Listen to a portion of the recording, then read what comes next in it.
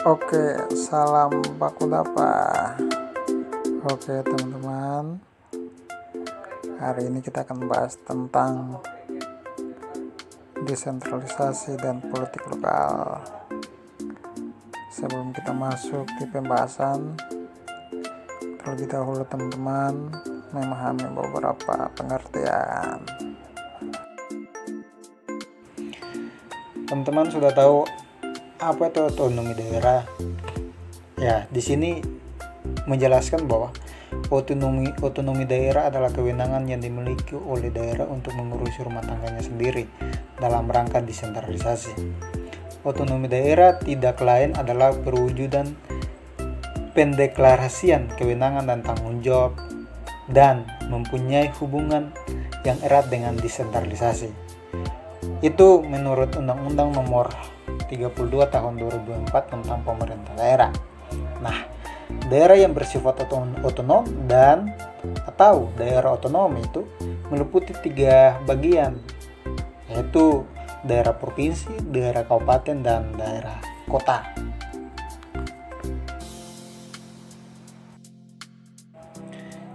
Sedangkan desentralisasi menurut Mahmud MD menyatakan bahwa desentralisasi merupakan penyerahan kewenangan dari pemerintah pusat kepada pemerintah daerah untuk mengatur dan mengurusi daerah mulai dari kebijakan perencanaan sampai pada implementasi dan anggaran dalam rangka demokrasi. Ya, teman-teman, ini ada beberapa hal yang perlu kita bahas yang lebih mendalam, yaitu kondisi politik otonomi daerah sebelum era reformasi. Kemudian kedua, mengkritisi Undang-Undang Nomor 32 Tahun 2004 tentang pemerintah daerah. Terus yang berikut, pengaruh globalisasi terhadap otonomi daerah. Terus yang terakhir, dinasti politik lokal. Nah, ini yang perlu kita bahas.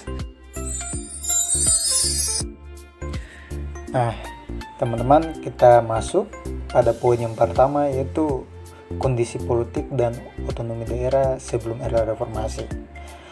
Untuk memahami politik dan otonomi daerah di zaman itu, kita memahami dari beberapa hal yang kemudian pada saat itu politik kebijakan desentralisasi dan otonomi daerah di era Orde Baru itu lahir dari latar belakang kondisi politik di era sebelumnya. Era sebelumnya yang disebut Orde Lama, di mana era tersebut lahir Undang-Undang Nomor 18 Tahun 1965. Undang-undang ini belum sempat dilaksanakan karena pada saat itu terjadi pemberontakan G30 SPKI. Ya, yang kemudian ketika Orde Baru berlalu, tidak dapat disangka bahwa kondisi politik dan penyelenggaraan otonomi daerah berada dalam kondisi yang menunjukkan berbagai kelemahan yang sangat prinsipil.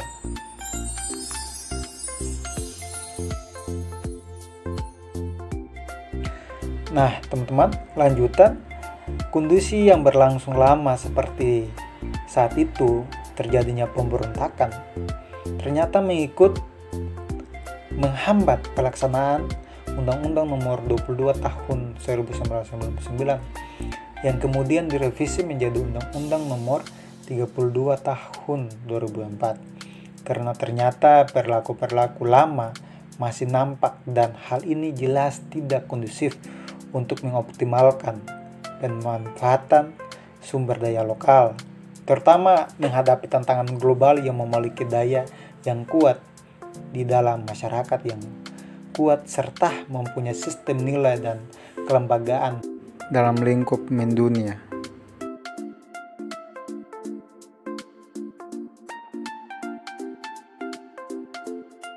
Oke teman-teman, mungkin sekian dulu pembahasan kita di poin yang pertama terkait dengan kondisi politik dan otonomi daerah sebelum era reformasi.